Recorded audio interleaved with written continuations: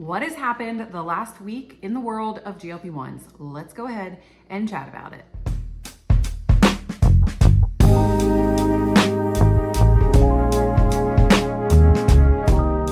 Hey everybody, welcome back to the channel for another video today. If you are new here, my name is Brittany and I have lost 115 pounds now at this point using brand Mounjaro and compounded tirzepatide. And here on this channel, I share all of the things, as I like to say. We talk about my personal GLP-1 journey, some questions that you guys have been having, things that are going on in the news. We share everything here on this channel. And this video in particular is my chance weekly to just sort of sit and have a chat with you guys about all the things that are going on in the world of GLP-1s and recap my week and all of that type of thing. I'm actually going to be doing something different this week as well. I made a post in the Facebook group where I asked you guys if you had any questions or any things you wanted to share. So we're going to be reading and answering some questions for that and reading comments from that as well. If you're not a member of the Facebook group, it is a free encouragement group. You can join it with the link down below.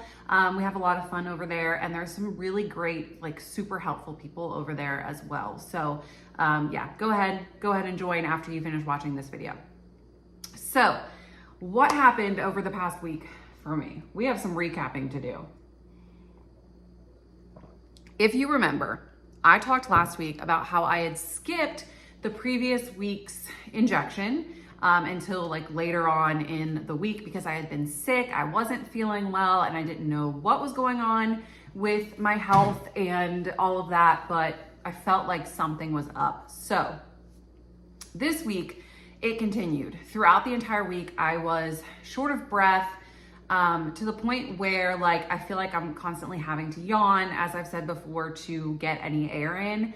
And then throughout this week as well, my throat started to hurt like right here. It was a really odd spot, like not up here like you do when you have like strep throat or whatever. It was hurting down here. So I ended up going to the doctor, which was, I don't love the doctor for like sick visits. It's always kind of freaked me out, but I ended up going to the doctor and he thinks, now I did not see my doctor. My doctor is backed the F up. Like you cannot get a sick visit with him until January of 2026. Unless you call and like beg his nurse to give you a visit. He is so busy because he's so loved. So I ended up seeing another doctor that's in that practice and he thinks I have reflux, which is interesting. He said apparently that soreness, it kind of can inflame your voice box and your airways there. And so that is why you feel the pain there. That is why you feel short of breath, all of that.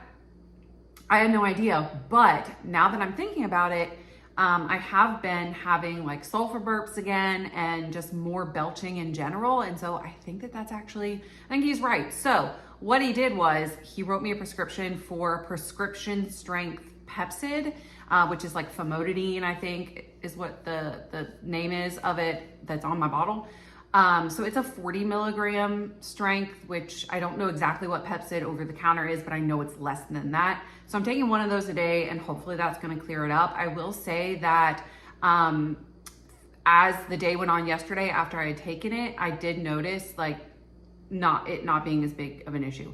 The other part to this, right, is that maybe I had some anxiety going along with it because I have anxiety. And so when I started noticing that I was short of breath, you know, you get in your head, you freak yourself out. And so I think, you know, but that's kind of what has been going on with me this week. I did take my shot at normal time yesterday. I'm actually filming this video on Friday, so which is earlier than I normally do. I normally don't film it until Monday morning when it pops up for you guys. But I wanted to get ahead of my life a little bit and, you know, go through and answer these Facebook stuff and all of that. So I'm filming it on Friday. So I did my injection yesterday on Thursday night. And I did notice after taking my injection that I was doing a lot more like belching throughout the rest of the day. I don't know. I don't know if it's the vial that I'm currently using. It's still from Orderly. It's still a ProRx vial. I'm pretty sure it has the same lot number as like the last couple of vials. So I don't know what's going on. I've kept my dosage the same, but maybe it's something that I'm eating. Either way, I'm experiencing a lot of belching and a lot of reflux related symptoms, I guess. I've also been struggling with a little bit more like constipation. And I ask for this. You guys know I ask like every few months. I'm like, give me your constipation hacks. What do you take to prevent it? And I never do what you guys tell me to do. So maybe I need to. It always ends up like resolving itself, and then it's fine for a while until it's not. And then I'm like, oh, here I am again in this same cycle of life that I keep getting myself back into. It's the same thing with sleep. I sleep fine for a while, and then I don't sleep, and then I'm like, why am I not sleeping, guys? And you guys are like, Brittany, we told you 6 months ago to do this, and all that. So with all that being said, I did weigh myself this morning, and I actually hit 140 pounds. Now, that's a big loss from last week. I weighed 143 last week, and I'm 140.2 this week. I guess it's because I wasn't feeling well. Maybe I wasn't eating as much. I don't know. I also didn't walk like at all this week prior to my weigh-in. Like I think I walked on Monday, and that was it until my weigh-in yesterday on Thursday. And then I did walk yesterday and I walked today, but I only walked once in the weigh-in week, right? And so I don't know, maybe sometimes I have found, and I've noticed this more as I've gotten to know my body throughout this last 3-year process, that sometimes my body just actually needs a rest, like a healing time of a few days where I don't do much exercise, or I'm not doing a ton of walking, or whatever, I'm eating more blandly. Sometimes my body just needs kind of a break to release weight, to release inflammation, to release whatever it's trying to release. And so sometimes when I feel that I don't feel like working out, or I don't feel like going on a walk for several days in a row, that's what ends up happening. I end up dropping a few pounds because it's like my body tells me that, oh no, you need to rest, and that's why I don't feel like going walking, and then I lose weight. So that might have been what happened as well. But I did pick my walking back up because I also noticed that if I don't walk for a few days, that I just don't feel well. Like it helps my energy, it helps my productivity, it helps everything in my life. So I try really hard to not go more than a few days without walking. So all that to say, that's my weigh-in. Chris skipped his weigh-in last week.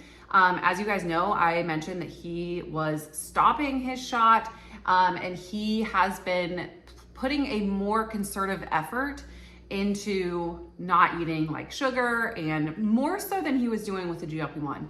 The GLP-1 just sort of naturally did it for him. Like he didn't want those foods anymore, and so he didn't eat them. But now that he's not taking it, he is having to fight a little bit more of that mental battle again, which is what we know will happen if you stop taking your GLP-1. The food noise will come back, the hunger will come back, and he is definitely feeling that.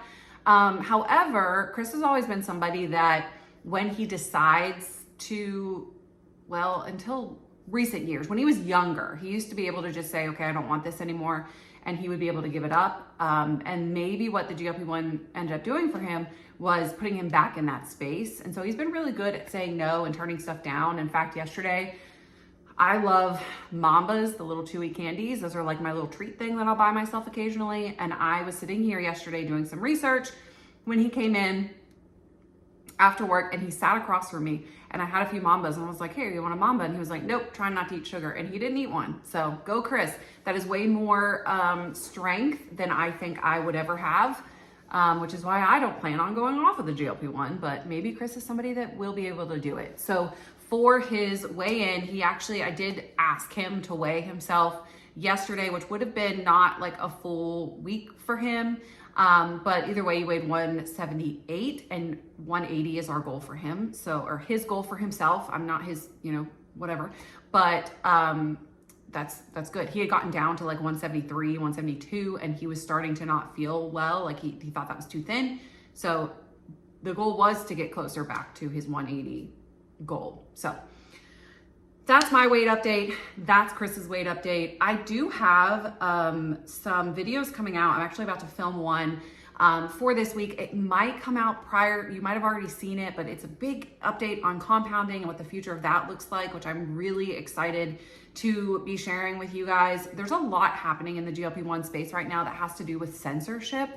A lot of people on like all of the other platforms are being censored. I myself am feeling it on like Facebook and on TikTok. TikTok's the big one right now. They don't want to show any type of GLP-1 content, even if it's just like educational GLP-1 content. they don't want you to talk about weight loss. Like they don't want you, I don't know. It's really strange. Like of all the things we could be censoring, i.e. videos of all the videos that we all saw last week. I don't want to get this video demonetized, but you know, videos that my children should not have been seeing of violent acts, right? That everything happened last week, or this week, I guess. You know, why are we not censoring that? And why are we like censoring people talking about getting healthier and weight loss? So I don't know. It's very frustrating, but I'm trying my hardest I've been looking at several different platforms where I could be free to speak, and you all could be free to speak if you wanted to discuss things that would be censored. So if you wanted to discuss other peptides, and if you wanted to discuss the gray market, if you wanted to discuss other things that we would be censored discussing elsewhere. I've been looking at platforms. If you know of one that does that, you know, they say that Substack is uncensored, but I haven't tested that water yet. I've heard mixed reviews on it, so I'm not really sure. I've been researching all types of things to try and figure out a way that we can have a forum of some type where people can learn and discuss and vent about all of the things that they wish to do without being punished for it. And I mean, I guess honestly, it would be me being punished for it in the spaces that we're on now, but I want that for you guys too. Like I want you to be able to talk freely. So if you have any ideas, there are so many platforms out there, but they all like cost money either for me or for y'all. And I'm like, why do we have to pay money to be uncensored? You know, I just don't get it. I don't understand why that needs to be a thing. It's really frustrating to me that in order to be able to speak freely, I have to pay, or you have to pay, or everybody has to pay, because most of the time it's actually everybody pays. And then it's fine, you can say what you want. So essentially, like you make some money, you make us some money, that whatever platform is doing this, then we'll let you talk. I got on a soapbox a little bit there, but if you have any ideas, let me know. I've even considered like creating a website. I would have to pay somebody to do it, but creating a website that had a forum where similar to, you know, like Reddit or whatever, like a message board within it where we could talk and not be censored, because even Reddit is very highly censored. So if you have thoughts on that, let me know. If you are more tech savvy and have ideas, let me know. You can leave them in the comments here. You can message me on Facebook. You can email me. My email's always down below. Let me know. Let's figure out a way together. I mean, because even Dave is being like, he's got a ban warning on TikTok. He's moved most stuff over to Substack, but even at that, even with his subscription, things are getting censored. So it's just a big mess. So we got to figure something out where we can chat freely about GLP1s. So there we go with that. Let's move into this Facebook post that I made. Oh, I'm throwing things on the floor. Okay. I was just trying to grab my iPad. Let's get into this Facebook post that I made where I'm going to answer some of the questions and just kind of go over some things that were discussed or that were talked about within this post. I'm actually really excited to do this. This isn't something that I've ever done, and I think this could be something that we continue. So let me know what you think about it in the comment section at the end of this video. Oh no, I didn't click on that. Okay, so reading the comments here. Rosalie says, so what I posted was, I'm going to do a portion of the update video on Monday to answer thoughts and questions, things you'd wish to share. If you have any of the above, please ask in this thread. Okay, so Rosalie says, I'm not losing any weight on Zepbound. How do you know when to increase your dosage? I'm currently on 2.5 for 3 months and I've only lost 13 pounds. And then she said, super slow. Now, Rosalie received a lot of really great feedback in this actual thread. And you know, it's sort of mixed. I think, Rosalie, that the only way to really know if it's time to increase your dose is to have an honest conversation with your provider. But if you have been on 2.5 milligrams for 3 months, and I would be interested to know how much of the 13-pound weight loss was like in the beginning. Have you gone a long time without losing any weight? That sort of thing, because I think that, you know, she mentions here that she doesn't even weigh herself weekly anymore because the scale hasn't moved. And it feels like there's been a month that it's been at a stall. So I think that if you have gone for a month and that you're stalling, that is definitely the time where you go and you have a conversation with your doctor and you try and figure out if it's time to increase your dosage. 2.5 milligrams is not, for most people, a therapeutic dose. It's the dose that kind of gets it going in our system and prepares us for the higher doses. And just the fact that you've been on 2.5 milligrams for 3 months is like really cool. Like you've been able to do it, but yeah, it's time maybe to think about increasing. Dave says, I have a question. I just recently got bumped up to 7.5 on Mounjaro, and I've been having some stomach issues. I've experienced bloating when I eat and a pain with loose bowels. Has anyone experienced this, and what do you guys take over the counter? Now, Dave's, what I want to say about this is, if it was me personally and I was having that symptom, pain and then loose bowels, I would reach out to my doctor about it. Now, we know that GLP1s make the food stay in your stomach longer and your gut processes things differently, but there are also some side effects that are more worrisome that we need to make sure that we talk to our doctors about. The thing for me that makes me want to say reach out to your doctor is the pain. I've had loose stools. I've had, constipation on a GLP-1, but I've always been able to, it's never been painful. So the thing that's concerning for me is that it's painful. And if you're always only having loose bowels, then that might mean something. Talk to your doctor about that is what I'm going to say. But Judith did respond to this, and she said, of course, I'm not a doctor, but due to the food staying in the small intestine for a longer time and thus bad bacteria has more time to grow. Lots of water to help things move easier, and I bought something called Gut Clear. It's specifically against SIBO and helps me very well. Not sure if it's sold where you live. That's a really good tip, Judith.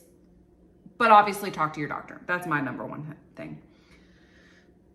Sean just kind of gives a little bit of encouragement and says, patience. I haven't lost anything on 15 milligrams for 3 weeks, but I've lost 75 pounds in 2 years. I think that's so important to remember, especially those that are later in our journey. Come on, we gotta remember that not everything is going to be, it's not an up and down journey all of the time. And we do need to make sure that we are remembering that. Now I got a question via email that I wanted to address as well. And the rest of the comments on that thread are especially towards Rosalie, there was a lot of really helpful comments. So definitely go and read through that. Again, you can join the Facebook group down below. But I got a few questions that I wanted to address as well. A lot of people will reach out to me via email, and I try to get back to everybody. So if I've missed yours, then please send me another email because sometimes things get thrown. Chris from The Downsized, we were trying to get together to set up a time for me to be on their channel to be interviewed. And I was like, oh, Chris just decided he didn't want to talk to me, I guess, because he never emailed me back. And I eventually went through and searched my spam, and it was like from 3 weeks ago or longer, like this email that got shoved to spam. And so they just I can be having a total thread conversation with somebody and then they decide to kick it to spam. And I'm like, what are you doing, Gmail? So yeah, if I have not responded, please shoot me another email. But I got a couple questions recently that I wanted to address. There have been some pharmacies, and I think it actually might be the med spa side of it, but pharmacies that have been sending out prefilled syringes. And so a lot of people are asking about that, if it's safe, what really does that mean, and so on and so forth. This seems to be happening a lot in Florida, because that's where everybody, I've gotten literally 3 emails or interviewed people who live in Florida and had the exact same thing happen. So they're doing it down there in Florida. And I asked ChatGPT to tell me why that's going on and to tell me about these specific pharmacies that are doing it. And the gist of what ChatGPT told me, which, sometimes they lie, is that it's often cheaper for a med spa to buy a large vial. So one large vial of tirzepatide that has been mixed by a pharmacy. So they buy a facility amount, right? And then they draw it up per patient and then they send it to you. It's cheaper for them, but once you take it out of the vial, even if it's just going from vial to syringe, it starts to lose its potency if it leaves that sterile vial. So drawing that up and then having 4 weeks worth of injections in your fridge that are already in vials, over time would lose. I mean, even when I was splitting dosage like forever ago, all of the research that I did told me not to pre-fill them and not to draw them up, even if I was drawing directly out of the Mounjaro pen, just to do it every week, because putting it in that syringe makes it lose potency. So if I were you I've emailed you all back, but if I were you, I would be asking questions on why they're doing that, how that affects the medication, just asking the right questions so that you can decide if that's what's right for you. But everything that I have read has told me that when you draw it up in a syringe and leave it for any length of time, it loses potency faster. So just something to remember. I wanted to point that out. The next question that I've been getting is about like a more affordable access, right? And what are the options for that? So I actually wrote out an entire video that I'm going to be doing on this. I think I'm actually scheduled to film that today. I'm contenting today. And I wrote out several videos that I am going to try and get filmed. I think that's on my list today, but I've been in the research. I found a couple of companies and a couple of places where they actually help with long-term payment of chronic diseases like obesity and diabetes. And so there are some available options. And I'm going to tell you just briefly, like really quick, what you can Google, because if you are somebody that is looking for that, that might be super helpful for you. And of course, I'm not even on the page. Like, be better prepared, Brittany. Okay. So they're called pay assistance programs, and the two that I researched are called PAN, the PAN Foundation, and RX Hope, which assists people with chronic conditions like diabetes or obesity. So if you are somebody that has not been able to get insurance approved, you're trying to get on a GLP-1, Google both of those companies, and maybe they will be able to help you, or at least look into if that's an option for you. I think that could be super helpful. And then I do know that Orderly actually offers like pay help. Like, you have to apply for it. It's at the bottom of their website. You have to apply for it, but that is something that they've been doing, and you get the meds for significantly cheaper if they choose you or if your application is approved. So there's always an Orderly link down below as well if you're looking for that, or if you're looking to just start on their compounded GLP-1s. So that is everything that I wanted to touch on today. If you have any other questions for me or anybody else that you would like addressed or answered, please leave them in the comment section. Come and join the Facebook group. We would love to have you guys, and I will see you guys later this week for a lot of fun stuff. I have another interview that's going to be out this week, as well as some other fun content on some things that I've been researching and diving into myself. So stay tuned for all that, and I will see you guys in the next one. Have a great day, guys. Bye.